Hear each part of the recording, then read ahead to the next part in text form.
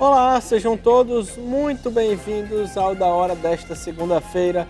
Semana começando e, claro, que vamos levar muita informação para você que nos acompanha do outro lado da telinha. Então, o Da Hora desta segunda está começando.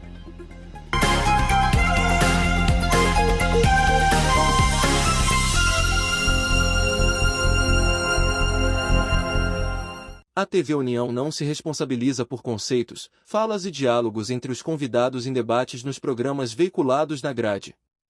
A direção.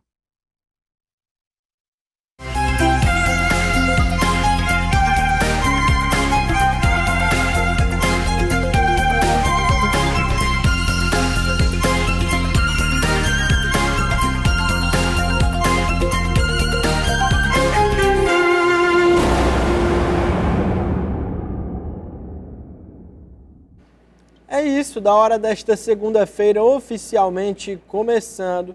Já vamos aqui apresentar nossa bancada de toda segunda com ela, Rochelle Rodão. Tudo bem, Rochelle? Tudo ótimo, sempre um prazer estar aqui na bancada. Segunda-feira, semana começando. Semana né? sem feriado, voltando a ter 5 dias úteis para muita gente, né? Isso, e para muita gente foi feriadão, né? Quem conseguiu aí imprensar sexta-feira, né? É isso. Luciano Kleber, seja muito bem-vindo. como Foi feriadão para você? Eu sou homem de imprensa, né, cara? Então eu imprensei na sexta-feira. A gente também é, nem por isso, né, Gabriel? Foi muito bom, é muito bom estar aqui de volta com vocês. É isso, e começando, como em toda segunda-feira, aquele velho assunto aquele racha interno no PDT, porque a Executiva Nacional vai tentar evitar a reunião que Cid convocou aqui no Ceará. A informação foi dada durante uma coletiva de imprensa e antecipada pelo colunista Carlos Maza. André Figueiredo afirma que os senadores e seus aliados confrontaram a decisão nacional ao marcarem uma reunião do diretório no Ceará. Abre aspas. É uma tentativa até mesmo de confrontar mais uma vez uma decisão da direção nacional partidária. E aí, Luciano? Já cansa, né, de ficar falando sobre essa mesma coisa. Na verdade, assim, imagina-se que seja a disputa entre dois grupos que querem o poder dentro do partido. Nada mais enganoso. É um grupo que quer manter o partido forte e o outro que quer implodir o partido, porque querem sair. Está muito claro, assim que aquele acordo que aconteceu, né, que o Cid assumiria, e como assumiu a presidência do Diretório Estadual, o que aconteceu logo que ele assume, dá uma carta de anuência a uma das principais estrelas e que pode ser um candidato, isto é, contra o candidato do seu partido. O que acontece hoje? O partido é o partido do Sarto, é o candidato natural à reeleição. Então o partido já tem um nome bom, imagina-se, para concorrer nas próximas eleições e manter o poder na capital cearense. Aí tem alguém que é dentro do partido e acha que tem condições, e aí é uma questão pessoal, porque ele sabe que internamente não tem como disputar essa vaga, porque já está prometida ao Sarto e será do Sarto, então ele busca no outro partido. Ele faz parte de um grupo, que é o do senador Cid Gomes, que rompeu com o irmão desde as eleições para o governo do Estado e que quer agora se reposicionar. Desde que Cid disse o Lula está preso, babaca, ele tenta se recompor com o PT, porque parte do PT passou simplesmente a dizer Cid Gomes, aquele que disse que Lula está preso, babaca. Então Cid, quando brigou com o irmão, não fez campanha para o candidato do seu partido. Portanto, estava claro que ele não assumiu o partido, estava claro que ele não é de partido, não era ali o PDT, porque se Cid fosse pelo PDT, teria apoiado com toda força tanto a candidatura do irmão, que ele não fez, ele fez só um forfézinho ali para dizer que apoiava, e de jeito nenhum Roberto Cláudio. Ele queria mesmo era agradar ao PT e sonhava de voltar no segundo turno, sendo o grande cara que traria todas as forças para ajudar Elmano. Elmano ganhou no primeiro turno, acabou com esse sonho de Ícaro, de Cid. Aí Cid agora, já que esse sonho foi para o sal, né, tenta agora colocar esse partido, que ele acha que é dele, em função de Elmano e assim se reposicionar com o PT. E o partido não aceita. Então o Cid, o que aconteceu agora, brigas e brigas deprimentes, como o próprio Cid disse, lá no Rio de Janeiro. Houve a intervenção, Cid se coloca, afronta a posição partidária, não aceita a intervenção e vai tentar ver como é que faz para ficar com o seu grupo fora do partido. Aí o partido toma duas decisões. Uma, nenhuma carta de anuência poderá ser dada sem que a executiva nacional evocou para si, evocou para si. Vai ter carta de anuência, tem que ser a nacional, a executiva nacional. Não pode nenhum diretor estadual dar carta de anuência, como aconteceu com o Evandro Leitão, que já foi dada, aí vai ser agora judicializado. E os outros deputados, tem mais 10 deputados aí que queriam também seguir a mesma linha, abandonar o partido e ir para outro, pode tirar o cavalinho da chuva ou então arranjar advogado para tentar isso judicialmente. Aí o Cid marcou para dia 9 uma reunião com esse grupo para ver o que é que vai fazer. A Nacional se antecipa e marca para o dia 8, para colocar, talvez sinta aqui o interventor é esse, e dizer o Cid está tentando afrontar o partido. Na verdade, o Cid está querendo acabar com o PDT. E o barulho do silêncio do governador Elmano de Freitas e do ministro Camilo, ambos do PT, após as denúncias do Ciro Gomes, acertaram. Eles acertaram que responderão com um silêncio retumbante aos fortes ataques feitos por Ciro Gomes ao participar de convenção do PSDB estadual, inclusive com denúncia grave de que a corrupção rola solta hoje na administração estadual. Sou esquisito que acusações com nível de tal gravidade fiquem sem uma resposta, né, Luciano Kleber? Na verdade... Falta de um posicionamento, né, em relação a essas denúncias. A resposta foi terceirizada, na verdade. Certo? Então, houve duas respostas. Houve uma resposta do líder do PDT, que foi na questão do próprio partido. E houve uma resposta do líder do PT, deputado de Assis, mas assim, o tom da resposta do de Assis é tentar desacreditar Ciro Gomes. Ciro é processado porque fala demais, Ciro tem gente dele dentro do governo, tentou desqualificar, em vez de ele defender o governador que estava sendo atacado por Ciro, ele tentou desqualificar o atacante. Eu acho isso difícil, é uma estratégia pouco eficaz. Porque o que tem a ver uma coisa com a outra? E nisso nós temos duas frentes. Uma é assim, o Ministério Público não pode se calar. Porque o Cid, o senador Girão, acionou a PGR, que é a Procuradoria-Geral da República, e o Ministério Público, para cobrar de Ciro e para que investigue aquilo que Ciro disse. Então, a justiça vai chegar para o Ciro e dizer, olha, o que você disse é isso mesmo, ou você quer se retrair? É óbvio que Ciro não é homem de retrações. Se não tem, então o Ciro disse, se quiserem investigar é fácil. Então, se o Ministério Público disser que não quer investigar porque é difícil, o Ciro está dizendo, é fácil. E deu um roteiro. Ele apontou a CAGES, apontou a CEINFRA e apontou o DETRAN. Na verdade, Ciro, numa outra leitura, Ciro detonou o povo de Sobral. Acabou com a República de Sobral. O que é a República de Sobral? Que veio a partir de Ciro. Só que no Ciro, naquela época, ele disputava, tinha o TAS, que era o poder. Aí, quando o Cid Gomes assume o poder, fica absoluto, e aí vem toda a República de Sobral. Então, é Ciro sempre candidato, ministro, o Ivo era deputado, é agora prefeito, a Lia não era nada, agora é deputada, o Lúcio sempre... Então, era uma República de Sobral com os grandiosos de Ferreira Gomes, mas havia várias outras. E a briga, quando se deu na família, começou a atingir os aliados da família que estão no entorno sobralense.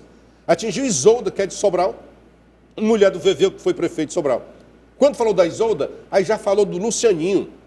Lucianinho é cunhado da Isolda, irmão do Veveu, segundo o Ciro, fazia malfeitos na prefeitura de Sobral, ele era o chefe de gabinete do irmão, e foi chamado para o governo do estado para continuar fazendo esses malfeitos, que ele agora traduziu. O que Ciro disse, nenhuma obra no governo do Ceará é feita sem o pagamento de propina. Isso é muito sério. Muito bem, aí quando ele fala CAGES, o Lucianinho está lá na CAGES, diretoria de parcerias. Quando ele fala DETRAN, o Carneiro, o Romano Carneiro está lá, que é amigo deles, não sei na briga, não sei para onde é que foram, era sempre de todo mundo, né?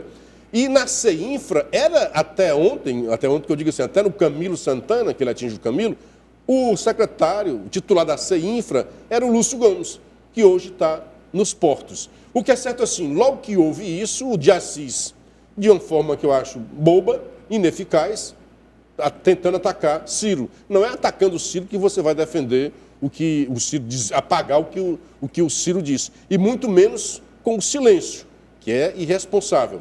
O que o sargento Reginaldo fez na Assembleia? Teve 2 ações parlamentares. Uma na Assembleia Legislativa, o sargento Reginaldo está apresentando um requerimento para convocar Ciro Gomes a fim de esclarecer. Olha, a sociedade cearense precisa ser esclarecida sobre isso. Isso é no campo político. E o senador Girão disse, olha, Ciro faz parte desse grupo e conhece as entranhas.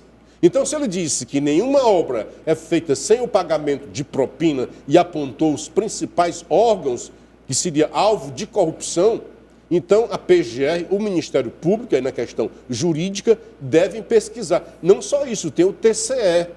Aliás, uma das conselheiras do TCE é ex-mulher do Ciro. É a Patrícia. É a obrigação do Tribunal de Contas também investigar.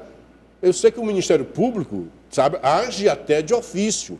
E quando vê um negócio desse, um absurdo de uma declaração dessa, que nenhuma obra no Ceará é feita sem o pagamento de propina. Quer dizer, a corrupção está correndo solta no estado do Ceará. E não pode, diante de uma denúncia tão grave como essa, o senador Camilo Santana e o governador Elmano de Freitas simplesmente dizer eu vou me calar, não vou responder. Não pode um negócio desse. Porque disse que quanto mais mexe, né, é igual Mariola. Mas assim, isso também do Ciro... Como é que é esse negócio da Mariola? Porque assim, isso do Ciro é questão de responsabilidade. Por quê? Porque não é a primeira vez que ele faz denúncias sérias. E existe realmente, tem que ser investigado.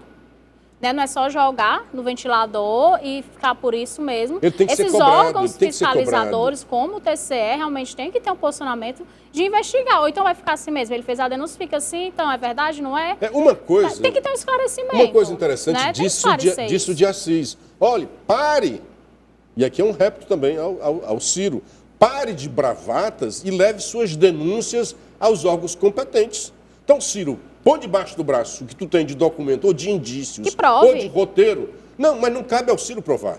Não cabe. Não Sim. cabe. Ele disse, olha, está vendo isso assim, ele pode dar os indícios. Sim. Aí cabe ao Ministério Público investigar e, se for o caso, provar. Acontece que a gente, pelo menos nos nossos olhos, a gente não está vendo isso acontecendo. Ou se está muito no sigilo, né? Quem sabe uma hora não vai explodir. Só se for. É isso, mudando de assunto, o presidente Lula assinou um decreto convocando as Forças Armadas para operações de garantia da lei e da ordem nos aeroportos de Guarulhos, em São Paulo, do Galeão, no Rio de Janeiro, e nos portos de Santos, Itaguaí e da cidade do Rio de Janeiro. Enquanto eu for presidente, não tem GLO. A situação chegou a uma situação muito grave. A violência que nós temos assistido, ela tem se agravado a cada dia que passa, e nós então resolvemos tomar uma decisão, fazendo com que o governo federal participe ativamente com todo o potencial que ele tem, para que a gente possa ajudar os governos dos estados e ajudar o próprio Brasil a se livrar do crime organizado, da quadrilha, do tráfico de droga. Enquanto eu governar, não terá GLO. Ele disse isso no sábado, num café da manhã, durante o seu aniversário.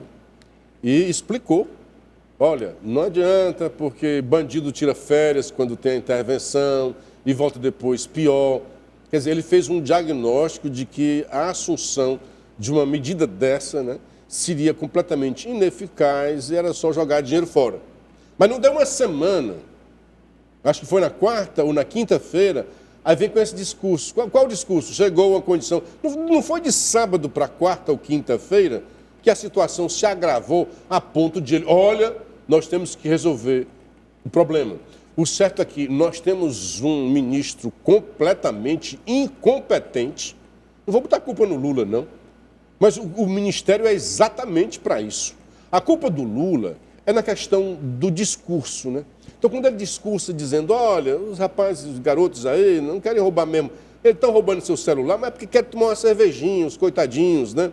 Então, é você tratar a bandidagem como um coitadinho, porque a gente vê muita gente sendo assassinada aumentando as penas nessas como ocasiões, agora, né? Como agora no Congresso, essas eleições, para aumentar as penas. Então, isso aí é o discurso. Então, ele não tem... É o que eu posso dizer que é ruim do Lula. Agora, ele tem um ministério enorme, um dos mais robustos em termos de orçamento, de prestígio, para tratar exatamente da segurança e da justiça. Dino, quando foi chamado, quiseram até, Lula quis separar, né? Lula, esse negócio é botar mais ministérios, né? Se separar, vai ficar 40, vai ser Lula ali, Lula lá e os 40 ministérios, né?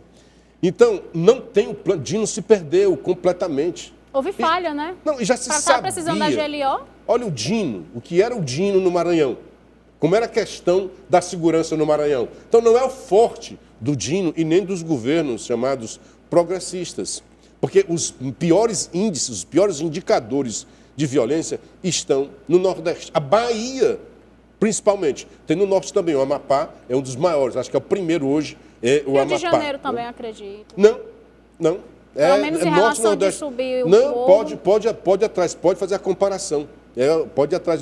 Toda vez eu estou atrás desse negócio, porque eu comento muito isso daí, os laboratórios, os relatórios, os estudos da violência. Rio e São Paulo, durante muito tempo, a gente citava eles como, olha, são os principais. Hoje o São Paulo, é um dos menores índices de violência do Brasil.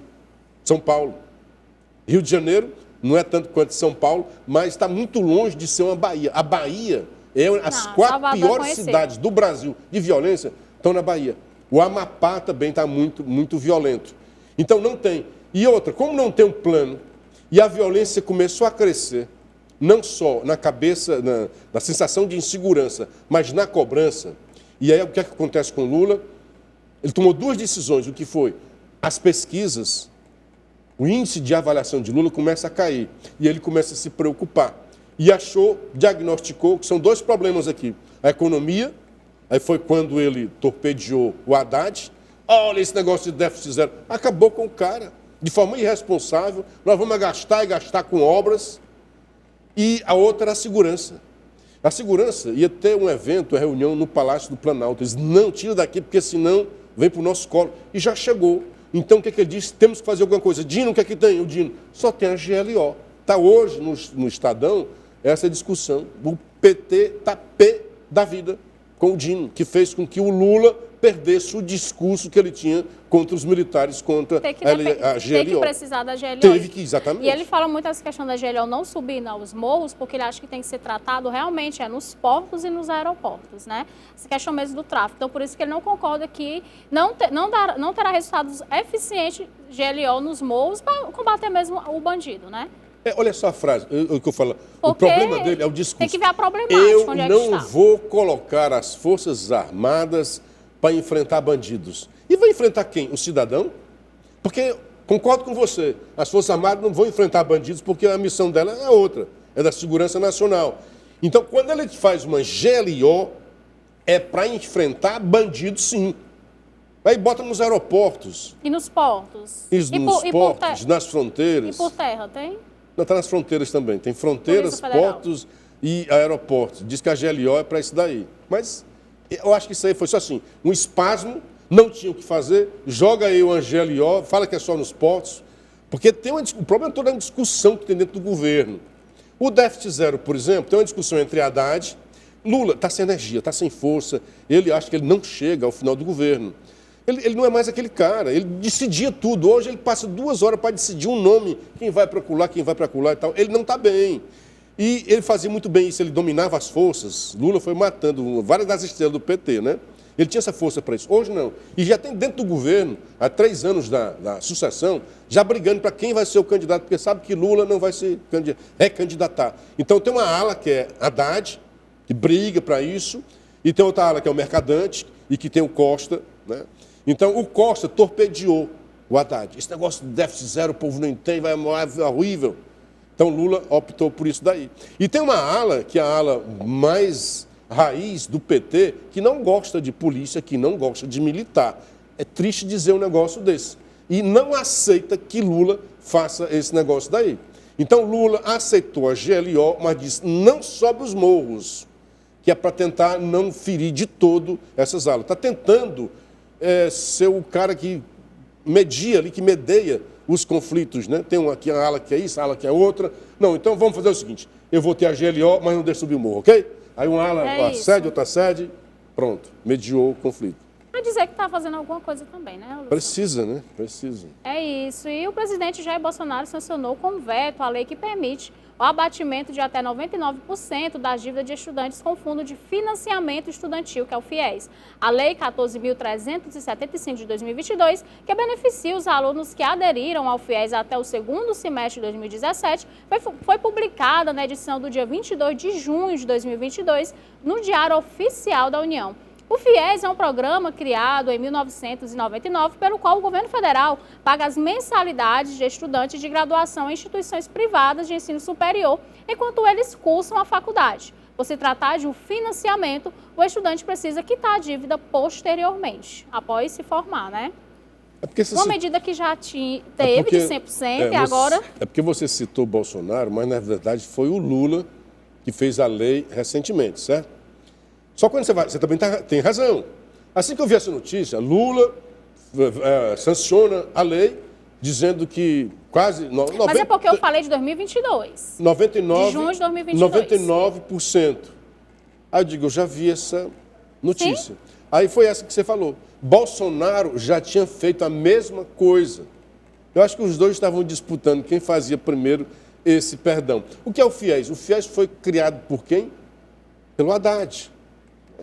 E que se viu muito para grandes empresas de curso superior, da área privada principalmente. E Lula hoje se pergunta, por que deixaram chegar a isso? Pergunta ao Haddad. Foi o Haddad que criou um fundo que não tem avalista, que se não puder pagar, fica por isso mesmo. Mas tem muita gente endividada por FIES. Aí, exatamente, pois é, não tem nenhum avalista, e fizeram a valer, fizeram sem muita... um grau de risco, né? Ninguém faz isso quando dá um dinheiro, empresta o dinheiro, né? E o governo federal fez. Então viu que o pessoal não ia pagar mesmo, está dando aí uma anistia. Uma anistia, e nós estamos pagando isso daí. Nós todos somos chamados a pagar, né? E a ministra da Igualdade Racial, Aniele Franco, afirmou na última quarta-feira que o termo buraco negro, uma espécie de abismo cósmico que suga para si tudo que se aproxima a uma determinada distância, que define uma região no espaço com campo gravitacional tão intenso e que também absorve a luz, é racista. Outro termo citado pela ministra como ofensivo foi o verbo denegrir. Muitas palavras que a gente tem tentado muito, sempre que a gente pode comunicar de maneira bem tranquila, dizer, olha, essa palavra é racista. Por exemplo? Por exemplo, denegrir. Vou dar um exemplo, assim, eu acho que é uma palavra que o movimento negro e que as pessoas que hoje têm consciência e letramento racial não usam de forma nenhuma. Ou, por exemplo, saímos desse buraco negro. A gente escuta muito isso. Muito. Alma branca. Exato, Eu sou muito crítica, porque a gente sempre fala que uma vez que você ganha consciência racial, você... É isso aí. Depois do intervalo, a gente vai comentar sobre esse vídeo. Voltamos já. Entramos no buraco negro, né?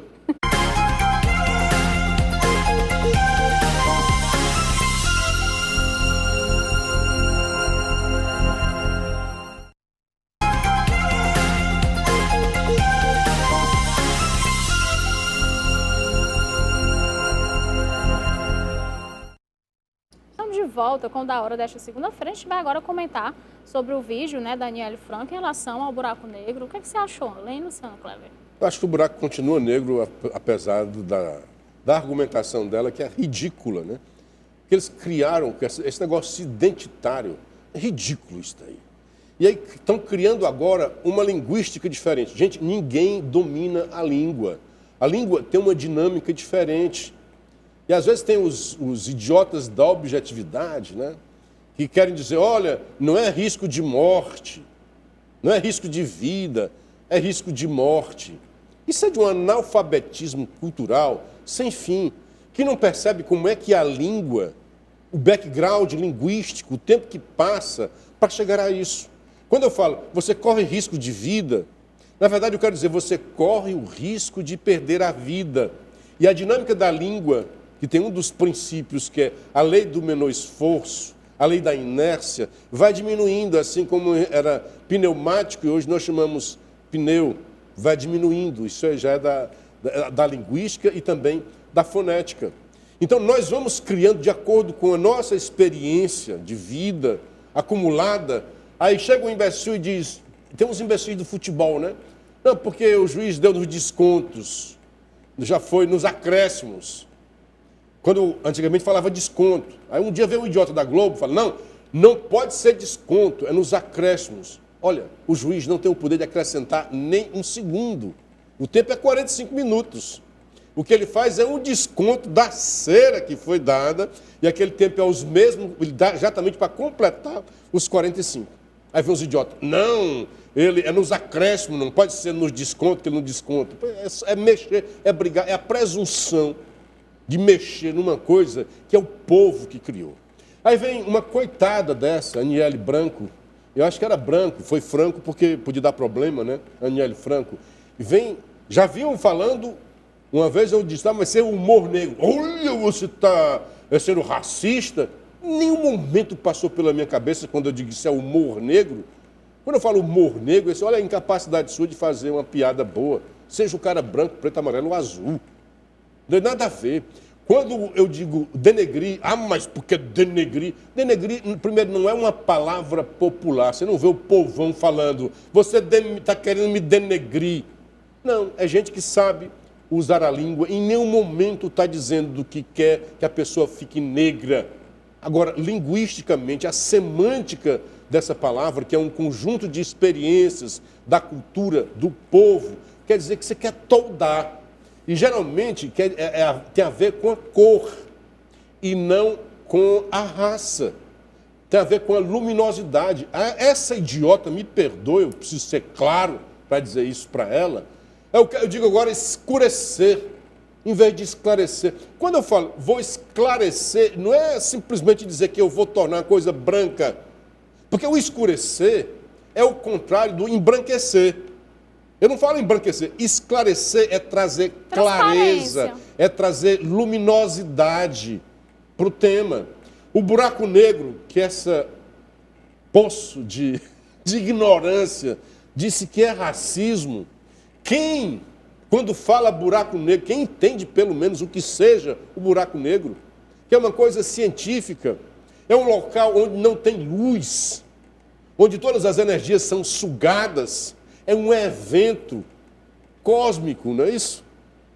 E a outra vem dizer que nós precisamos o letramento racional, porque tem muita coisa aí que tem a ver. Isso é a nossa cultura. O que nós podemos fazer, em vez de fazer esse tipo de patrulhamento linguístico, é de buscar os direitos, realmente.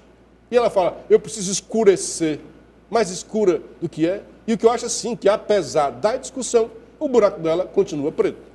E por falar nisso, ministra, né, ganha uma grana preta nossa no governo. Pronto, é isso. E Toffoli ignora a PGR e mantém restrição a vídeo de Moraes no aeroporto de Roma. O ministro relator do inquérito deu à Polícia Federal o prazo de 5 dias para indicar um perito para acompanhar o acesso da defesa ao vídeo que registra o episódio.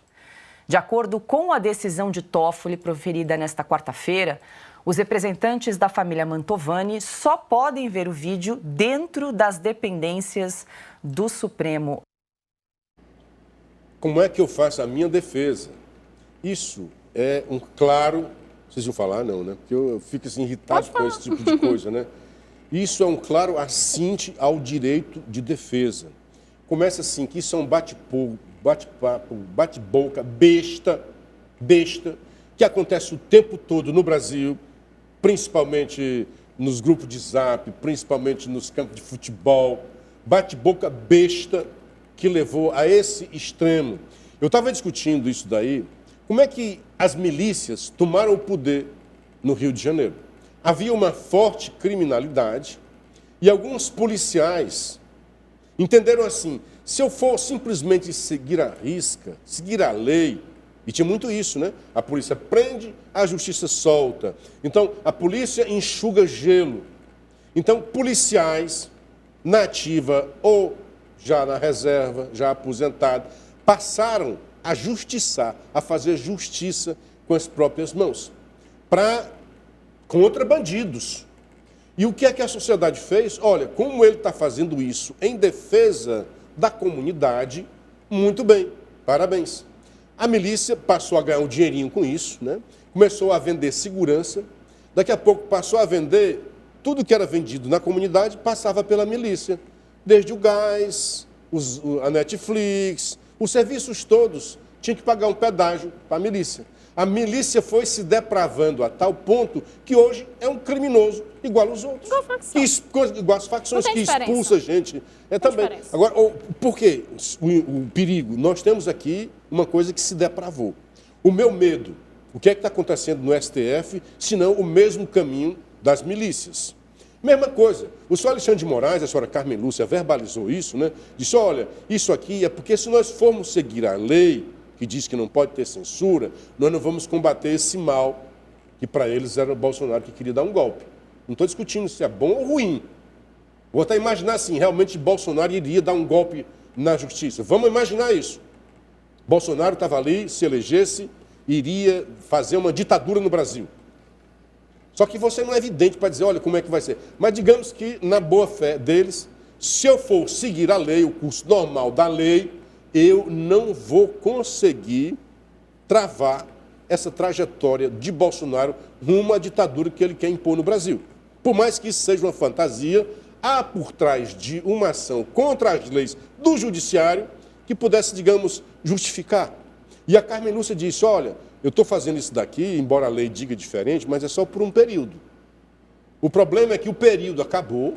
Em outubro, Bolsonaro perdeu o rumo de casa, né? Lula assumiu em janeiro. Nós já estamos a 10, 11, vamos para o 11º mês de governo Lula. E aqui não estou a favor contra Lula. Tira esse negócio daí. E o senhor Alexandre de Moraes não voltou à normalidade. Aconteceu um negócio desse, que coisa pessoal, está usando o STF como arma de vingança pessoal.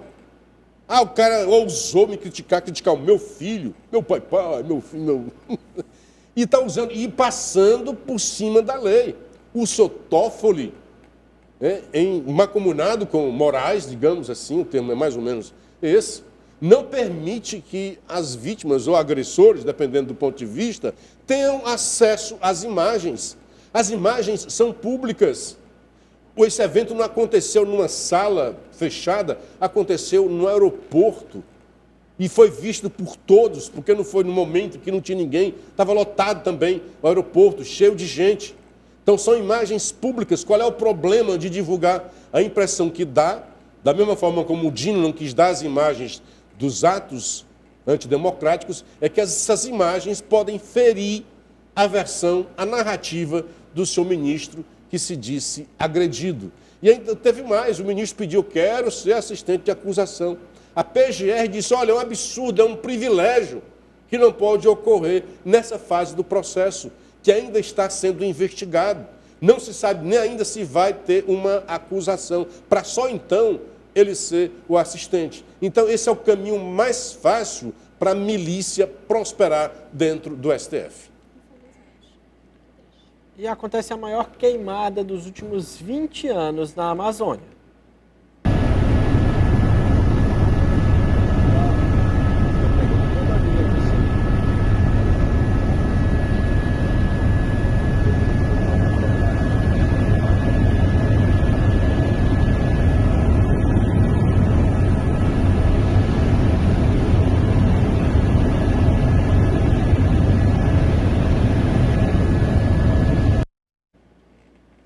E o que a gente vê é o silêncio, né, Luciano Kleber? Silêncio, como é que eles chamam? Ensurdecedor? Não. Não, tinha um brutal, sei lá, né?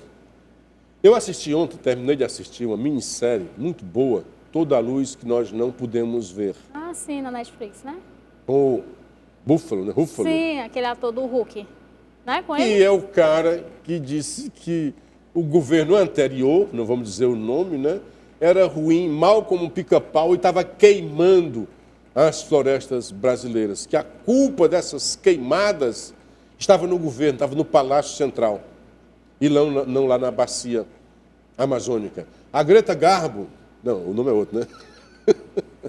A Greta gritava, né? A Greta gritava aí, não tem mais. O Leonardo DiCaprio queria salvar as girafas, os leões da selva amazônica. Onde está esse povo que antes criticava tanto? Só a favor das queimadas? Não. O problema é o uso político. E aí, quando você faz o uso político, da exploração política, você descredibiliza.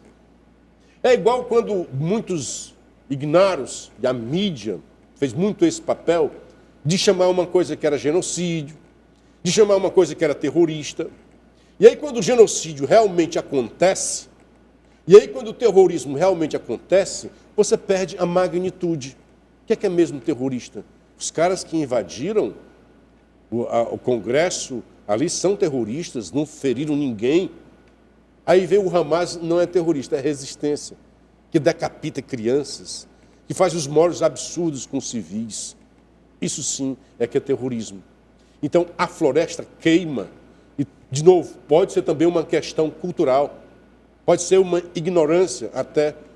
O pessoal, quando queima a floresta, e tem queimada por aqui também. Estou vindo lá de Sobral, teve queimada lá na Serra, na Meruoca. Eles acreditam assim, eles queimam e aí é bom para a cultura, porque vai nascer melhor. Isso, na primeira queimada, funciona.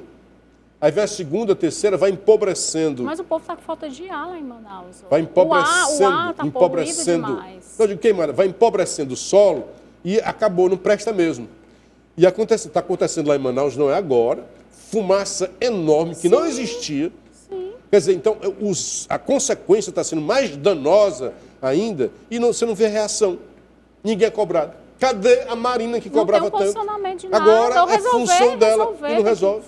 Tem que resolver isso aí, né? O Alok, que é uma das pessoas que está, né, que está doando, está fazendo doações, que está ajudando, que está lá, né, fazendo a parte dele, mas a gente tem que ver aí é das autoridades um posicionamento em relação a isso, né? Porque já tem alguns dias, não é, Luciano Cleber, que isso está acontecendo. Tem alguns dias e nada é feito. E cada vez maior, quando ele falou a maior queimada, eu estava nem acreditando, eu não estava nem sabendo. Mas de novo, outro recorde de queimada. Cadê a Marina? Porque assim que ela assumiu, teve queimada, não, isso é retaliação. Foi. Eles não assumem a responsabilidade. Está sempre colocando a culpa em terceiros. Para si e resolver. Isso. E resolver. Isso é governar. Assume, mata no peito e resolve. Se não resolveu, explica porque não é possível. Agora, jogar a culpa nos outros, não vai, onde há nunca vai problemática. resolver. É um posicionamento. As pessoas, o Brasil, ele quer só que esclareça, né? É porque se a culpa está no terceiro, se o terceiro não agir, o problema vai continuar. Quando você traz a culpa para si, digo, eu vou resolver esse problema. Se não, tá aí. Não tem o que fazer. Adeus. É isso. E em Brasília, as questões pendentes do governo Lula, segundo uma reportagem da revista Veja, foram definidas como critério temporal específico. Serão abordadas quando o presidente retornar de suas viagens internacionais. Em concordância, a justificativa tem sido repetida por ministros e membros próximos do Planalto para explicar as demoras em assuntos que requerem a decisão do chefe do Estado. Durante seus 10 meses de governo, o presidente realizou 25 viagens internacionais, visitando 21 países em 4 continentes. Em contrapartida, Lula visitou 15 estados brasileiros neste ano, além do Distrito Federal, desde que assumiu seu 3º mandato. Ou seja, essas viagens ao redor do mundo superaram em número as realizadas dentro do Brasil. Como se não bastasse os poucos compromissos em território nacional, as viagens do presidente dentro do país, em sua maioria, são breves e duram apenas algumas horas. O oposto das viagens internacionais, que incluem grande comitiva e hospedagens de alto luxo. Pois é, mas eu acho que ele mesmo já viu que não pegou bem essas viagens, né? O mundo está cheio de guerra. O Brasil dizia que resolvia as guerras, tomando uma cerveja num bar. O Brasil assumiu o Conselho de Segurança da ONU e não conseguiu fazer nada. Aí, por falar em ONU, parece uma piada. Hoje, quem comanda lá de direitos humanos é o Irã. Foi, eu vi. É o Irã. Como é que você pode deixar um rodízio? Não, mas não pode. Se há um país, se houvesse apenas um país, para você citar, cite um país mais desrespeitador dos direitos humanos, esse país é o Irã. Não respeita a religião de quem tem Mata religião mulheres. diferente. Mulheres, homossexuais, escambau, não aceita o diferente. Não aceita o diferente. Então, os direitos humanos é exatamente você respeitar os direitos dos outros. Né? Quando é só o seu, é muito fácil. Mas assim, Lula está com essa dificuldade, não é só por causa das viagens. Foi o que eu falei, Lula não tem mais energia para governar, não tem mais energia para ficar mediando essas forças que sempre existiu dentro do próprio PT, dentro do próprio governo e de seus aliados. Então, cada vez mais e mais o Congresso cresce em cima do Lula. Lembra que o Lula dizia, Bolsonaro no governo não faz nada, é o Congresso. Mas está muito mais em relação a Lula do que com o governo anterior. Lula está tendo dificuldade de tomar decisões. Tomar decisões. Olha, tem que decidir. Às vezes é melhor você tomar uma decisão ruim do que decisão nenhuma, principalmente em termos de governo. E não toma as decisões e fica hesitante. E ficam dizendo, não, mas por causa da viagem, aí não toma, talvez por causa da viagem, porque quando ele viaja, também viaja o vice-presidente, né? Porque quando é para ficar um vice-presidente, né? Mas a vice-presidente viaja junto, né? Isso, a gente vai ter agora, ô Luciano Cleber, que fazer um rápido intervalo, mas voltamos já.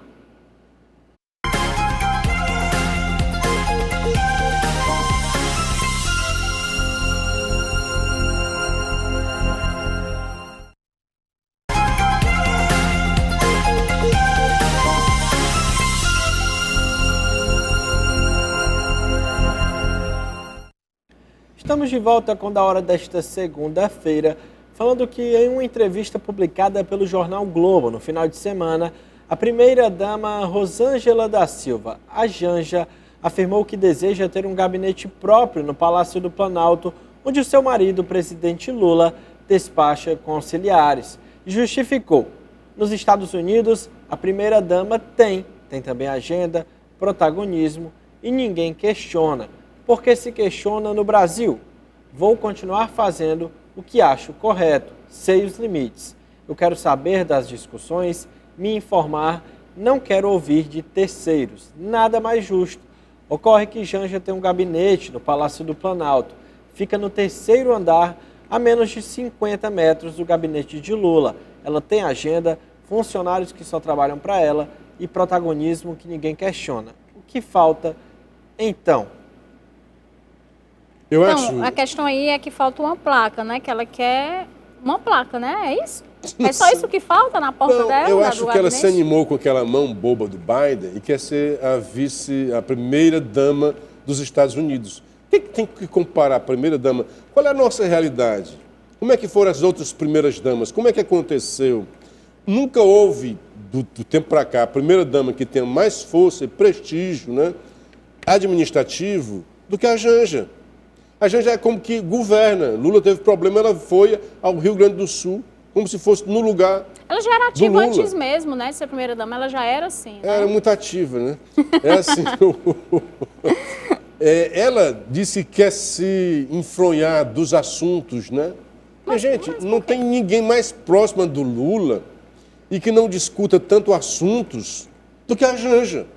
A Janja está em todos os pronunciamentos do Lula. A Janja está em todos os eventos públicos em que está o Lula, até às vezes fazendo cara feia. Aquela, não sei se vocês viram, né? Sim, o Casca já comentou aqui. Vai ficar todo mundo aqui sem passar fome. E ela, como é? Não pode dizer um negócio desse. Como se ela dissesse isso. Então, realmente, é esquisito isso. A não ser como você diz, olha, realmente ela aqui tem uma placa. Sim. Placa. Porque ela já trabalha perto dela, lá no 3º andar de Lula. Dorme com o Lula, está o tempo todo conversando com o Lula. Então, pelo menos, use um outro argumento, né? Acho que o argumento é assim, eu sou a presidenta do Brasil e estou aqui para, se o Lula fizer alguma besteira, eu corrigir. Eu acho até legal, sabe? Eu acho que a Janja precisa estar mais próximo do Lula. O Lula não está legal. Ele não está dizendo coisa com coisa. E precisa realmente decidir. É óbvio que não pode ficar só na mão dela. E o Alckmin fica Mas onde? se ela... O Alckmin é quando o Lula estiver fora do governo, mas nesse caso aqui o Lula está dentro do governo. Então, que bom para nós que tenha a Janja. Estou dizendo isso com sarcasmo, não. que tem a Janja para estar muito próximo dele, corrigindo, dizendo as coisas, porque ele sozinho, ele não está bem, está frágil, não está bom de saúde. Então, está precisando mesmo dessa muleta emocional e administrativa que a Janja está fazendo esse papel. Então, não sou contra, não. Eu acho que ela tem que estar perto dele. E a cantora Ludmilla foi a artista convidada para cantar o hino nacional durante o Grande Prêmio de Fórmula 1 realizado no Autódromo de Interlagos, em São Paulo, neste domingo. Internautas acusaram a funkeira de ter esquecido a letra da música mais importante do país após ela ficar em silêncio em alguns momentos nos versos iniciais. Virando Ipiranga, as margens plácidas,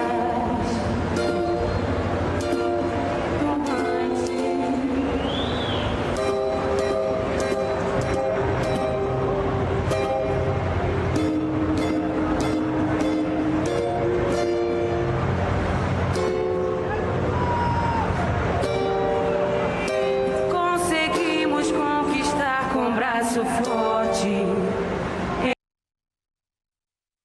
Então, o Luciano Kleber, eu estava falando aí das opções, né? Que ela disse que foi um pronunciou, problema né? técnico, Ela disse que foi um problema técnico. Na voz dela? No microfone. Porque tinha trechos realmente que dava para... O que eu notei é que ela estava cantando algo e não estava saindo som. Se puder colocar de novo. Coloca aí, de não novo, tem Jeová, isso. por Porque gentileza, ela foi você olha calada. para a boca colocar de da novo. Ludmilla, não se move. Virando Ipiranga, as margens plácidas. Parou. Ela está tentando se lembrar da letra. Olha lá.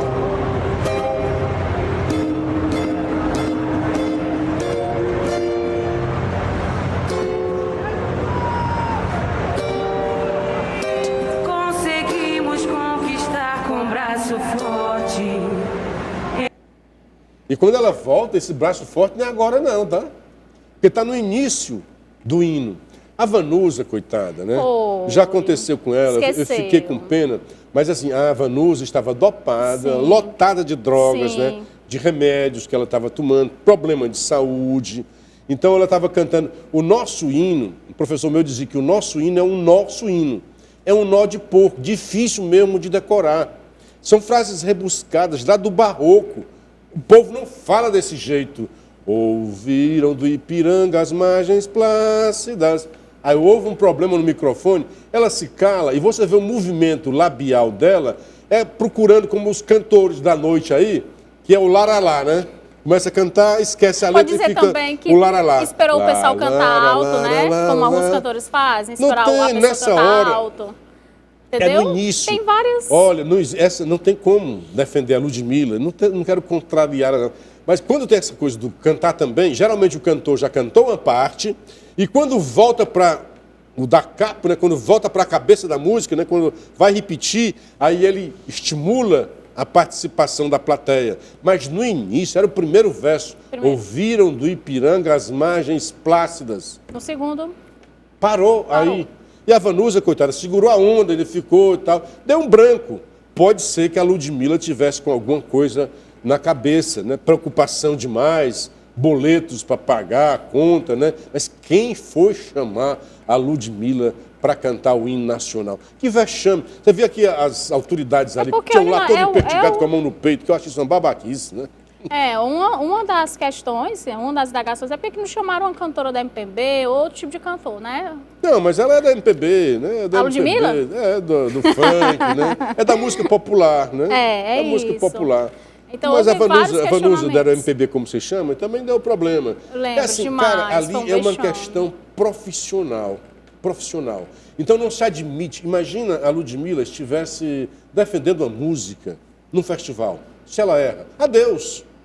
Mas é exatamente isso. Então, ok, a música é difícil de cantar, a letra é difícil de decorar, leva uma cola, se for o caso, né? Vai ficar feio, mas, olha, gente, a letra é tal, sei lá, mas errar, simplesmente errar, e tentar titubear com o laralá, com não sei o quê, no hino nacional, é prova até assim, nós não cantamos o nosso hino. E a Vocês prova são também, vergonha, né? o nosso hino é um nó de porco. A letra é realmente complicada. É tanta gente, porque muita gente se complica até na análise sintática das frases dessa letra. E eu, que trabalho com eventos, eu coloco sempre o hino com a letra lá no Data Show para as pessoas acompanharem, porque não é todo mundo realmente que sabe decorar o hino nacional todo, né? Realmente é bem complicado, não é todo mundo que sabe. A gente vai para as considerações finais já, Gabriel? É isso. Tá. Tem tempo ainda para chamar... Então vamos chamar a próxima, Gabriel. Então a gente vai falar da Argentina, é isso? Pode ser. Porque o mais novo sinal da crise econômica pela qual passa a Argentina está na formação de filas para o abastecimento de veículos em postos de gasolina. A falta de combustível nesses estabelecimentos é resultado da escassez de dólares no país. Ela tem feito com que navios-tanque de empresas fiquem parados nos portos argentinos à espera do pagamento pelo produto. Vídeos publicados nas redes sociais mostram filas de carros em postos no país, sendo, em alguns, difícil de ver onde termina. As maiores filas foram registradas no norte do país, Buenos Aires e La Plata. Argentinos esses que invadiram Copacabana, né? Mais de 100 mil argentinos vieram ver o Boca Juniors na final. Muitos... Depois foram todos embora? Acho que sim, né? Vamos garantir. Acho que sim.